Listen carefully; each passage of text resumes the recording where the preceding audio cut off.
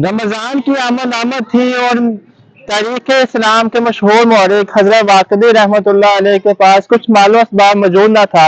लिहाजा आपने अपने एक अलवी दोस्त को लेटर तहरीर फरमाया कि मेरे पास रमज़ान मुबारक के लिए अखराजात मौजूद नहीं है, लिहाजा तुम मुझे कर्ज हसना के तौर पर 1000 दिरहम भेजो।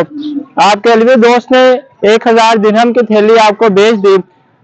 कुछ ही देर के बाद हज़रत वाक़िदी रहमतुल्लाह अलैह को आपके एक दोस्त का लेटर वसूल हुआ और उसमें भी यही चीज तहरीर थी कि हुज़ूर मेरे पास अखराजात नहीं है, लिहाजा आप मुझे 1000 दिरहम कर्जे के तौर पर दे दें।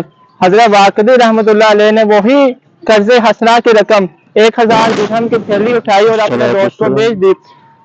अगले रोज दोनों दोस्त आपके घर में आए जिससे आपने कर्जे हसना लिया था और जिसको कर्ज दिया था। दोनों दोस्त आपके घर में आए और कहने लगे, हुजूर अजीब मामला पेश आया, मेरे पास सिर्फ 1000 दिरहम मौजूद थे। जब आपका लेटर वसूल हुआ तो मैंने वो 1000 दिरहम एसार करते हुए आपको भेज दिए और आपने वही थैली अपने दोस्त को भेज दी।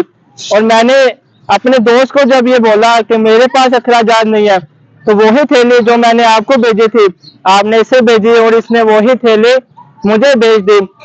जब ये मामला पेश आया तो तीनों बुजुर्ग हजरात आपस में मुशावरत करने लगे और इत्तेफाक़ राय से ये बात तय पाई कि इस 1000 दिरहम के 3 हिस्से कर लिए जाएं। उन 3 हिस्सों को तीनों बुजुर्गों ने आपस में तकसीम कर लिया।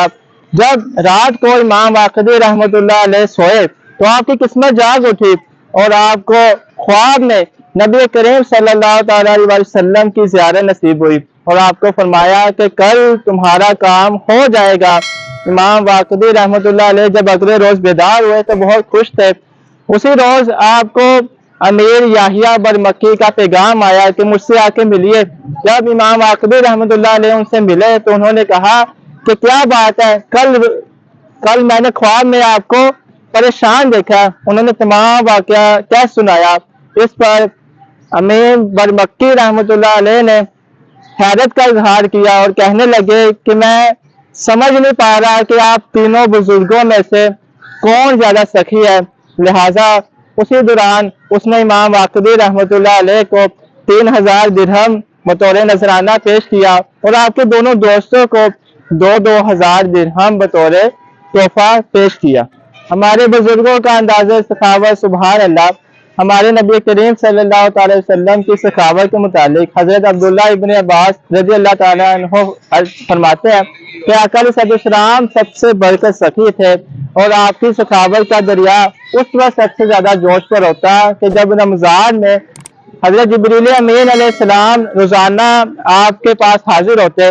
रमजान की हर रात हजरत जिब्रील अमीन अलैहिस्सलाम आका अलैहिस्सलाम की बारगाह में हाजिर होते और आका अलैहिस्सलाम हर रात कुरान शरीफ का हजरत जिब्रील अमीन अलैहिस्सलाम के साथ दौड़ फरमाते थे।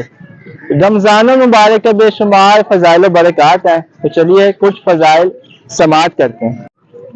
हजरत सैयदना अब्दुल्ला इब्न अब्बास रज़ियल्लाहु ताला अन्हुमा से मरवी है कि रहमत आलम नूर मुजस्सम शाह बनी आदम सल्लल्लाहु ताला अलैहि वसल्लम का फरमाने अजमत निशान है, जब रमजानुल मुबारक की पहली तारीख आती है तो अर्श अजीम के नीचे से मसीरा नामी एक हवा चलती है जो इतनी दिलकश और खूबसूरत आवाज होती है कि इससे पहले कभी किसी ने उस जैसी आवाज नहीं सुनी होती।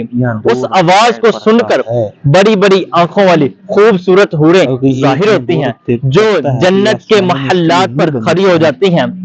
वो दरोगे जन्नत हजरत रिजवान अलैहिस्सलाम से पूछती हैं कि आज कौन सी रात है, तो दरोगे जन्नत हजरत रिजवान अलैहिस्सलाम जवाबन उनसे ये फरमाते हैं कि आज रमजानुल मुबारक की पहली रात है जिसमें जन्नत के तमाम दरवाजे उम्मत मुहम्मदिया के रोजेदारों के लिए खोल दिए गए हैं।